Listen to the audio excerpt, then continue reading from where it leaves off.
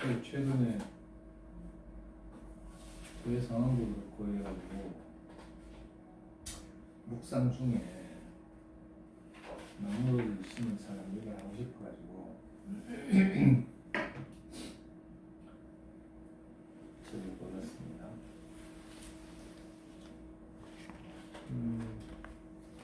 이게 워낙 유명하고 애니메이션으로 만들어져서 세계적으로 유명한 그런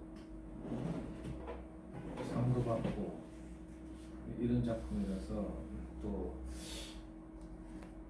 어린이들을 위한 그림책이라고 하기에는 좀 약간 무리가 있는데 사실은 모든 사람을 위한 그림책 뭐 이렇게 말해야 되겠죠.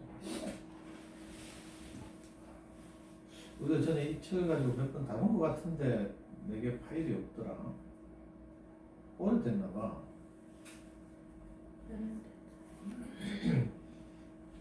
스토리가 길고 이래서 내가 또 목에 무리가 갈까 봐 좀 걱정되긴 하는데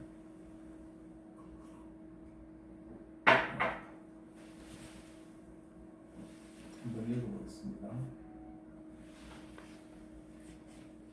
둘의 아이들이라는 출판사에서 요즘도 이 둘의 아이들이라는 출판사 있나? 있겠지. 출판되지 않는 이상. 장지연호 라는 분이 이 스토리를 썼고 프레드릭 백이라는 분이 애니메이션을 그렸죠.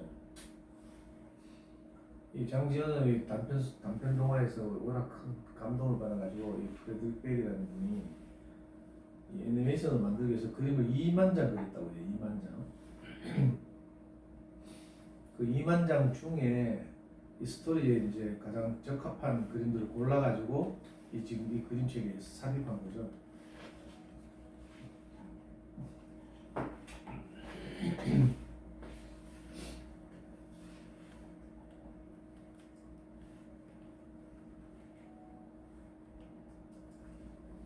한 사람의 인격이 얼마나 훌륭한지 알기 위해서는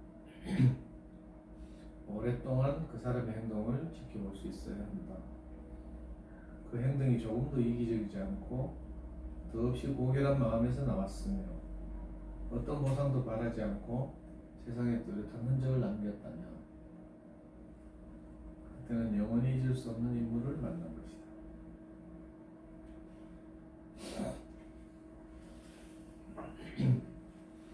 약 40년 전 나는 여행자들의 발길이 닿지 않은 높은 곳으로 긴 여행을 떠났다. 그곳은 프랑스 지방으로 뻗어내린 아주 오래된 알프스 산악지대였다. 그 지역의 동남쪽과 남쪽으로는 시스트롱에서 미라보까지 디량스 강 중류가 경계를 이루고 북쪽으로는 바른지에서 뒤까지 이르는 드론강 상류가 서쪽으로는 콩다브네센 평야와 방투산 기슭의 낮은 언덕들이 펼쳐져 있었다. 그러니까 바스차르프 지방의 북부 전체와 드롬 지방 남부, 오클리즈 지방의 일부가 걸쳐진 곳이었다.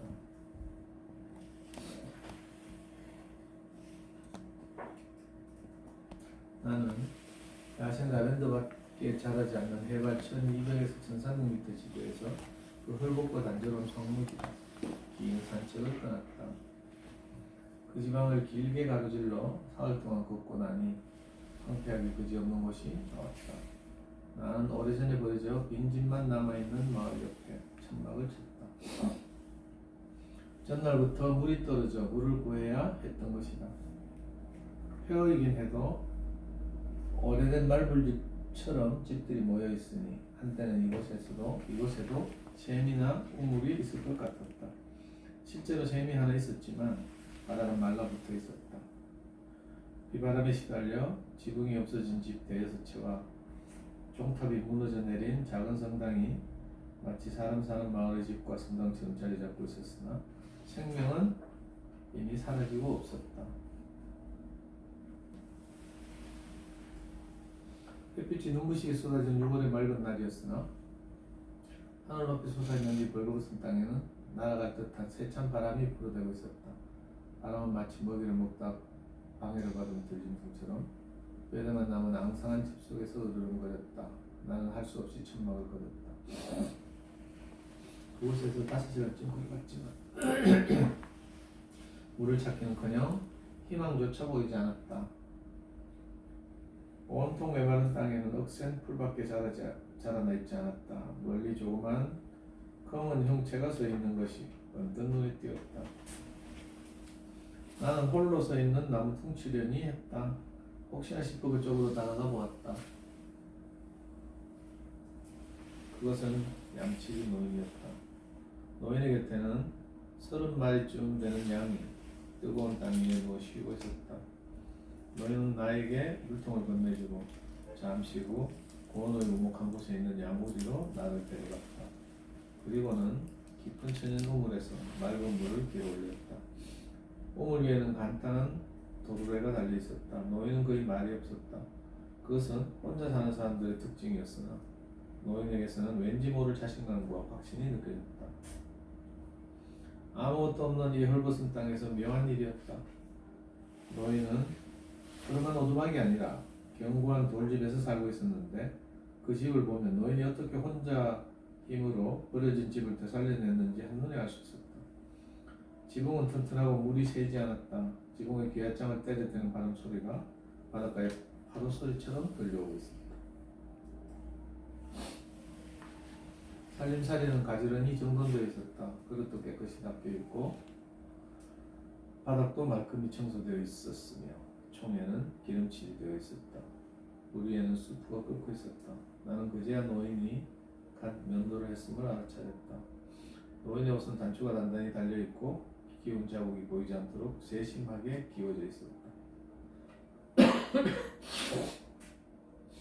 노인은 나에게 수프를 나눠주었다. 수프를 먹고 나서 내가 담배 삼재를 내밀었으나 노인은 담배를 피우지 않는다고 했다. 노인에게는 주인처럼 조용했으며 살갑게 굴지는 않아도 정겨워 보였다. 나는 곧 그 집에서 하룻밤을 묵어 가기로 했다. 가장 가까운 마을도 이틀이나 걸어가야 했던 것이다. 그 부근에는 마을도 드물지만 그나마 마을 사정이 어떤지 나는 훤히 알고 있었다. 고지의 산마루에는 4-5개의 마을이 드문드문 떨어져 있었는데 모두 마찻길이 끝나는 참나무 숲에 자리 잡고 있었다. 마을 사람들은 숯을 구워 먹고 살았다. 그런 곳에서는 누구나 살아가기 힘겹다. 여름이나 겨울이나 견디기 힘든 날씨 속에서 어떤 희망도 없이 서로 부딪히며 이기심만 더해간다. 오직 그것을 벗어나고 싶은 욕망에 사로잡혀 눈길에 맞지 않은 욕심만 커져갈 뿐이다. 남자들은 뒷마차에 숯을 싣고 도시로 나아갔다가 되돌아온다. 이처럼 무감각하게 되풀이되는 생활 속에서는 아무리 착실한 사람이라도 무너지고 만다. 여자들의 마음속에서는 불만이 끓어오른다. 사람들은 모든 것을 놓고 경쟁한다. 숯을 파는 일뿐만 아니라 성당에 앉는 자리, 선한 일과 악한 일, 성과하기 뒤섞인 일상적인 문제에 이르기까지 끊임없이 다투어댄다. 그 위로 바람마저 쉬지 않고 불어와 신경을 거스른다. 자살의 유행처럼 번지고 온갖 범죄가 들끓어 수많은 목숨을 앗아간다. 담배를 피우지 않는 양치기 노인은 조그만 자루를 가져와 식탁 위에 도토리를 쏟아놓았다. 그러고는 도토리 하나하나를 주의 깊게 살펴보며 좋은 것과 나쁜 것을 몰라내기 시작했다. 나는 파이프 담배를 피웠다. 나도 그러겠다고 했으나 노인은 자기 일이라고 했다. 사실 그랬다. 노인이 얼마나 정성을 썼는지 나는 더 이상 우기지 않았다. 우리가 나눈 이야기는 그것이 전부였다. 제법 굵고 좋은 도토리가 한 캔에 쌓이자 노인은 도토리를 10개씩 나누었다. 도토리를 세면서 노인은 다시금 작은 것과 금이 간 것을 골라냈다. 아주 자세히 정성껏 살펴보고 있었던 것이다. 그렇게 흠없는 도토리 100개가 쌓이고 나서야 노인은 이 손을 멈추었고 우리는 잠자리에 들었다. 노인과 함께 있으니 마음이 평화로웠다. 나는 이튿날도 노인의 집에서 묵어가게 해달라고 했다. 노인은 그런 것에 마음 쓰지 않는 것 같았다. 아니 더 정확히 말하면 어떤 것에도 마음이 흔들리지 않는 것 같았다. 꼭 쉬어가야 할 이유는 없었으나 나는 호기심이 생겼고 노인에 대해 더 알고 싶었다. 노인은 지난밤 성격 곤란한 도토리 자루를 양동이 물에 담그고는 양떼를 몰고 방 목장으로 갔다. 노인의 손에는 지팡이 대신 엄지손가락만한 굵기의 1m 50cm쯤 되는 쇠막대가 들려있었다. 나는 멀찍이 떨어져서 시험시험 걷는 척 하며 따라갔다. 양들의 방 목장은 작은 골짜기에 있었다. 노인은 개에게 양떼를 맡기고는 내가 있는 쪽으로 올라왔다. 말도 없이 쫓아왔다고 꾸짖으러 온 줄 알았지만 괜한 걱정이었다. 단지 노인이 가려던 방향에 내가 서 있었던 것이다. 노인은 달리 할 일이 없으면 함께 가자고 했다. 노인은 언덕 위로 200m쯤 올라갔다. 목적지에 이르자 노인은 쇠막대를 땅에 꽂기 시작했다. 그릇에서 구멍을 파고 도토리 하나를 넣은 다음 흙을 덮었다. 참나무를 심고 있었던 것이다. 나는 그 땅이 노인의 것이냐고 물었다. 노인은 아니라고 했다. 땅의 임자가 누구인지도 알지 못했다. 아마도 공유지이거나 그 땅에 관심 없는 사람들의 땅이 아니겠느냐고 했다. 그 땅이 누구 것인지에는 관심조차 없었던 것이다. 노인은 그렇게 100개의 도토리를 정성껏 심었다. 점심을 먹고 난 뒤 노인은 다시 도토리를 고르기 시작했다. 내가 꽤나 끈질기게 물어보았던지 노인이 대답을 해주었다. 노인은 3년 전부터 이 정확한 곳에 나무를 심어왔다고 했다. 이미 10만 개의 도토리를 심었고 그 10만 개 중 2만 개가 싹이 폈다. 그 2만 개 중 절반은 들쥐나 다람쥐가 갉아먹거나 우리가 알 수 없는 신의 뜻으로 잃게 될 것이라고 노인은 내다보고 있었다.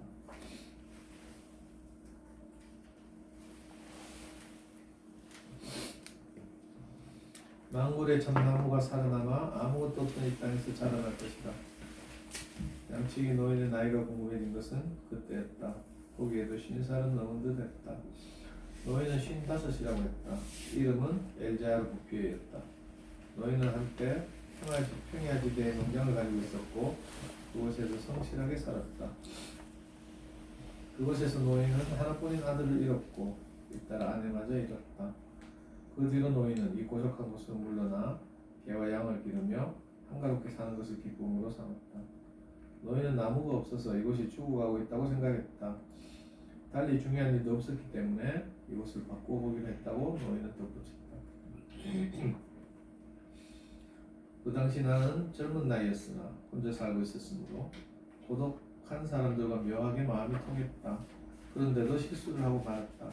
바로 젊은 나이 때문에 오직 나 자신과 관계된 일이나 행복을 추구하는 일에만 마음을 두고 미래를 상상했던 것이다. 나는 노인에게 30년 뒤면 만 그루의 참나무가 굉장하겠다고 말했다. 노인은 하나님께서 목숨을 부지하게 해주신다면 앞으로 30년 동안 많은 나무를 심을 테니 그 만 그루는 바다의 물 한 방울과 같을 거라고 담담하게 말했다. 노인은 이미 너도밤나무 재배법을 공부하며 집 근처에서 어린 너도밤나무 묘목을 가꾸고 있었다. 양들이 넘어지 못하게 철망을 두른 묘목장은 참으로 아름다웠다. 노인은 골짜기에 자작나무를 심을 생각도 하고 있었다. 몇 미터 땅 속에 습기가 잠들어 있다는 것이다. 다음날 우리는 헤어졌다. 이듬해 1차 세계대전이 일어났고 나는 5년 동안 전쟁터에 나가 있었다. 병사였던 나는 나무 생각을 거의 할 수 없었다. 아니 사실은 그때 이 일이 내 마음속에 별로 남아있지 않았다. 나무 심는 일을 한때 유행이나 목표 수집처럼 생각하고 이미 잊어버린 것이다. 전쟁이 끝나자 내게 남은 것은 얼마 안 되는 제대 수당과 맑은 공기를 마시고 싶다는 강렬한 열망뿐이었다. 그 황량한 지방으로 다시 길을 떠났을 때 나는 오직 그 생각뿐이었다. 그것은 변하지 않았다. 하지만 그 죽은 마을 너머로 멀리 잿빛 안개 같은 것이 융단처럼 높은 산을 덮고 있는 것이 보였다. 전날부터 나는 나무를 심던 양치기를 떠올리고 있었다. 나는 지금쯤 참나무 만 그루가 꽤나 넓은 땅을 차지하고 있겠지 하고 생각했다. 나는 5년 동안 사람이 죽는 것을 하도 많이 봐서 엘자르 부피의 노인도 당연히 죽었으리라고 생각했다. 더구나 20대 젊은이의 눈에는 50대 노인은 앞으로 죽을 일밖에 남지 않은 사람처럼 비친다. 노인은 죽지 않았다. 오히려 전보다 더 정정했다. 노인은 직업을 바꾸었다. 양은 이제 4마리밖에 없고 그 대신 몇 개쯤 되는 벌통이 있었다. 어린 나무를 해칠까봐 양들을 치워버린 것이다. 노인은 전쟁에는 조금도 신경을 쓰지 않았다고 했다. 나도 눈으로 확인할 수 있었다. 노인은 흔들리지 않고 꾸준히 나무를 심어왔던 것이다. 1910년에 심은 참나무는 이제 10살이 되어 나는 노인보다 키가 컸다. 가슴이 뭉클했다. 나는 말 그대로 할 말을 잃었고 노인도 말을 하지 않았으므로 우리는 온종일 말없이 숲속을 거닐었다. 숲은 세 구역으로 되어 있었는데 가장 넓은 곳은 11km나 뻗어 있었다. 이 모든 것이 아무런 기술적 도움도 없이 오직 한 사람의 손과 영혼에서 나왔다는 것을 생각하면 인간이 파괴가 아닌 다른 분야에서는 하나님처럼 유능할 수 있음을 깨닫게 된다. 노예는 자신의 뜻을 실천에 옮겼고 토끼 높이까지 자란 너도밤나무가 끝없이 펼쳐져 있는 것이 그 증거였다. 참나무들은 들쥐나 다람쥐에게 갈가 먹힐지도 모르는 시기에서 벗어나 울창하게 자라났다. 이제는 하나님조차 태풍의 힘을 빌리지 않고는 이 창조물을 파괴할 수 없으리라. 너희는 나에게 훌륭한 자작나무 숲도 보여줬다. 그 나무들은 5년 전, 그러니까 1915년에 심은 것으로 그때 나는 베르댕에서 싸우고 있었다.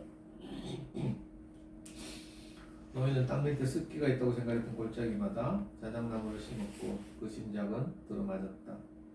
그 나무들은 젊은이처럼 부드러우면서도 아주 튼튼했다. 게다가 창조는 꼬리를 물고 일어나는 것 같았다. 너희는 별로 신경 쓰지 않았다. 그저 자신의 할 일을 꾸준히 해나갈 뿐이었다. 나는 마을로 내려오다가 아드키몬 옛날부터 말라있던 도랑에 물이 흐르는 것을 보았다. 그렇게 멋진 변화는 처음 보았다. 예전에는 아주 먼 옛날에는 이 도랑에도 물이 있었다.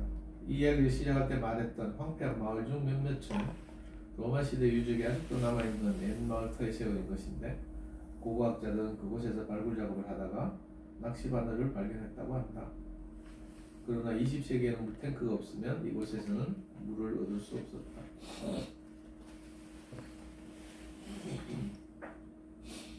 바람도 얼마간의 씨앗을 퍼뜨렸다. 물이 돌아오면서 버드나무, 고리버들, 풀밭, 기름진 땅, 꽃, 그리고 삶의 이유 같은 것들이 돌아왔다.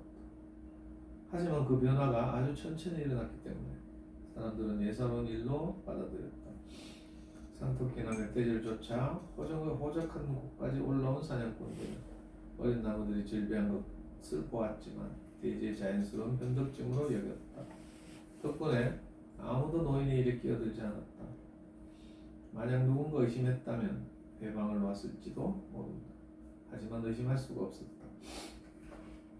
고결하게 그지없는 일을 그토록 우직하게 계속하다니 마을이나 관청에서 누가 상상이나 할 수 있었겠는가. 나는 1920년부터 해마다 엘자르 부피 노인을 찾아갔다. 나는 노인이 뜻을 굽히거나 의식을 품는 것을 본 적이 없다. 하지만 노인에게 시련이 있을 리 없다. 나는 노인이 겪었을 좌절은 생각해보지 않았다. 그러나 그 많은 성공을 거두려면 숱한 노력을 이겨내야 했음을 쉽게 상상할 수 있었다. 그러한 열정이 확고한 승리를 거두려면 절망을 딛고 일어나야 했으리라. 한때 노인은 1년 동안 10,000그루가 넘는 단풍나무를 심었다. 그러나 단풍나무는 모두 죽었다. 이듬해 노인은 단풍나무에서 손을 떼고 참나무보다 더 잘 자라는 너도밤나무를 다시 심었다. 이 남다른 면모를 제대로 이해하려면 노인이 철저히 고독하게 지냈음을 잊어서는 안 된다. 얼마나 고독했는지 말년에 이르러서는 말하는 법을 잃어버렸을 정도였다. 아니, 말할 필요를 못 느꼈던 것이다. 1933년 깜짝 놀란 산림감시원이 노인을 찾아왔다. 산림감시원은 천연숲이 위험해질지도 모르니 밖에서 불을 피우지 말라고 지시했다. 아무것도 모르는 산림감시원은 노인에게 숲이 저절로 생기는 것은 처음 보았다고 말했다. 그 무렵 노인은 집에서 12km 떨어진 곳까지 너도밤나무를 심으러 다녔다. 그때가 75살이었기 때문에 동그랗게 왔다 갔다 하지 않으려고 나무를 심고 있던 장소에 작은 돌집을 지으려 하고 있었다. 이듬해 실제로 노인은 집을 지었다. 1935년에 정식 정부 대표단이 치는 숲을 조사하러 왔다. 산림청의 높은 사람 한 사람과 국회의원 한 사람 그리고 전문가들. 그 사람들은 쓸데없이 말을 많이 했다. 그리고는 뭔가를 하기로 결정했는데 다행히 쓸모있는 일 딱 하나 말고는 아무것도 하지 않았다. 나라에서 숲을 보호하고 그 숲의 나무로 숯을 굽지 못하게 한 것이다. 싱싱한 어린 나무들의 아름다움에는 그들조차 매혹당할 수밖에 없었다. 숲의 아름다움이 국회의원까지 사로잡은 것이다. 대표단의 산림 전문가 중에는 내 친구가 있었다. 나는 친구에게 숲의 비밀을 설명해 주었다. 그 다음 주에 우리는 엘자르 부피의 노인을 찾아갔다.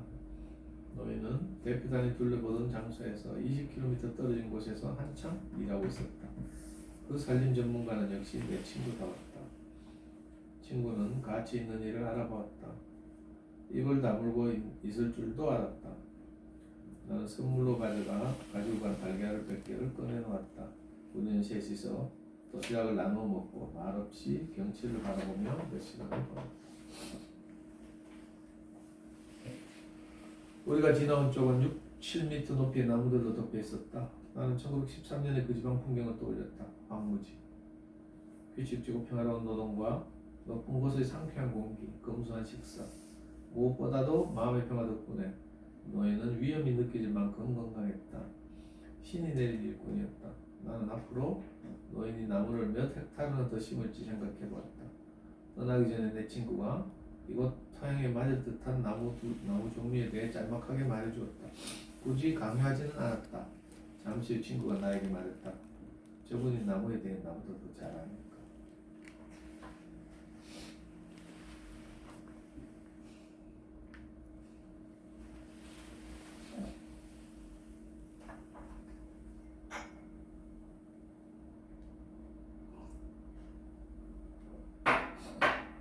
계속 그 생각을 하고 있었는지 1시간쯤 걷고 나서 친구는 다시 덧붙였다. 저분은 나무에 대해 누구보다도 잘 알고 있어. 스스로 행복해지는 훌륭한 방법을 발견한 거야. 이 산림 전문가 덕분에 숲뿐 아니라 노인의 행복도 지켜졌다.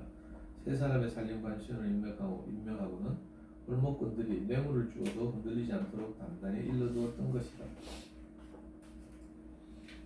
숲이 심각한 위기를 겪은 것은 1939년 2차 세계대전 때뿐이었다. 당시에는 자동차가 목탄가스로 움직였기 때문에 항상 나무가 모자랐다. 때문에 1910년에 심은 참나무 숲을 베기 시작했으나 숲이 도로에서 너무 멀리 있어서 경제적으로 수지가 맞지 않았다. 사람들은 그 숲을 포기했다. 양측의 노예는 아무것도 알지 못했다. 노예는 30km 떨어진 곳에서 세계 1차 대전에 신경 쓰지 않았던 것처럼 2차 세계대전에도 신경을 쓰지 않고 평화롭게 자기 일을 계속하고 있었다. 1945년 6월 나는 마지막으로 엘자르 부피의 노인을 만났다. 그때 노인은 87살이었다. 나는 다시 그 옛날 황무지 같은 곳으로 길을 떠났는데 전쟁으로 피해를 입은 가운데서도 디량스 계곡에서 산위까지 버스가 다니고 있었다. 나는 예전에 걸어갔던 곳을 알아보지 못했다. 버스가 빨리 달리는 탓이려니 생각했다. 난생 처음 가보는 장소를 지나는 것 같았다. 나는 마을 이름을 보고서야 이곳이 예전에 광명한 폐허였던 마을임을 깨달았다. 나는 베르고 마을에서 내렸다. 1913년에 12호째 집이 있던 그 마을에는 세 사람이 살고 있었다. 그들은 난폭하고 불미워했으며 젖사냥으로 먹고 살았다. 육체적, 정신적으로 원신이나 다름없었다. 주변에는 쐐기풀이 버려진 집들을 덮고 있었다. 그들 앞에 희망이 없었다. 죽음을 기다리는 수밖에 없었다. 그런 상태에서는 선한 일을 생각할 수 없었다. 모든 것이 변했다. 심지어 공기마저. 예전에 나를 맞이하던 세차고 건조한 돌풍 대신 부드러운 산들바람이 향기를 싣고 불어왔다. 저 높은 곳에서는 물소리 같은 것이 들려왔다. 숲속에 부는 바람 소리였다. 마침내 더욱 놀랍게도 연못을 흐르는 진짜 물소리까지 들렸다. 사람들이 만든 샘에 물이 넘치는 것이 보였다. 무엇보다 감동적인 것은 샘가에 심어놓은 보리수로 벌써 4살쯤 되어 잎이 무성한 그 나무는 명백히 부활의 상징이었다. 더구나 베레공 마을에는 결코 희망 없이는 할 수 없는 일을 한 흔적이 있었다. 희망이 돌아온 것이다. 무너진 집과 담장이 흘리고 5채의 집이 새로 들어서 있었다. 지금 그 작은 마을에 28명이 살고 그 중에는 젊은 부부도 4쌍이 있었다. 이제 막 벽을 칠한 새 집들이 채소밭에 둘러싸여 있었고 양배추와 장미나무, 하와크 모초, 샐러리와 아네모네 등 채소와 꽃이 가지런히 자라고 있었다. 이제는 살기 좋은 곳이 된 것이다. 나는 거기서부터 걸어갔다. 전쟁이 끝난 지 얼마 안 되어 아직 생명이 활짝 피어나지는 못했지만 라자로는 무덤 밖으로 나와 있었다. 아래쪽 산중턱에 어린 보리와 호밀이 자라는 밭들이 보이고 좁은 골짜기들에는 파릇한 풀이 자라나 있었다. 그 지방 전체가 건강하고 여유롭게 빛나기까지는 그로부터 8년밖에 걸리지 않았다. 1913년에 폐허였던 자리에 벽을 산뜻하게 칠한 농가가 들어서서 행복하고 안락하게 살아가고 있음을 보여주고 있었다. 눈과 비가 숲에 스며들어 말라버린 샘들이 다시 흐르기 시작했다. 사람들이 물길을 만들었다. 작은 단풍나무 숲속 농장 옆에는 맑은 샘물이 솟아 싱싱한 풀리로 흘러넘쳤다. 마을들이 조금씩 되살아났다. 땅값이 비싼 평야지대에서 찾아든 사람들이 뿌리를 내리면서 젊음과 활기와 모험 정신을 불러일으켰다. 길에서는 건장한 남자와 여자들, 다시 시골 축제를 즐기며 웃게 된 소년 소녀들을 볼 수 있었다. 즐거운 생활로 몰라보게 달라진 토박이들과 새로운 사람들을 합쳐 10,000명도 넘는 사람들이 엘자르 부피에 놓인 덕분에 행복하게 살고 있다. 단 한 사람의 육체적, 정신적 능력만으로 이 불모지에서 가난이 솟아난 것을 돌이켜보면 인간에게 주어진 힘이란 아무래도 놀랍다는 생각이 듭니다. 그러나 위대한 영혼으로 오직 한 가지 일에만 일생을 바친 고결한 실천이 없었다면 이러한 결과를 낳을 수 없었을 것이다. 그 사실을 생각할 때마다 나는 신과 다름없는 일을 훌륭히 해낸 사람, 배운 것 없는 그 늙은 농부에 대한 크나큰 존경심에 사로잡힌다. 엘자르 부피에는 1947년에 바노의 요양원에서 평화롭게 눈을 감았다.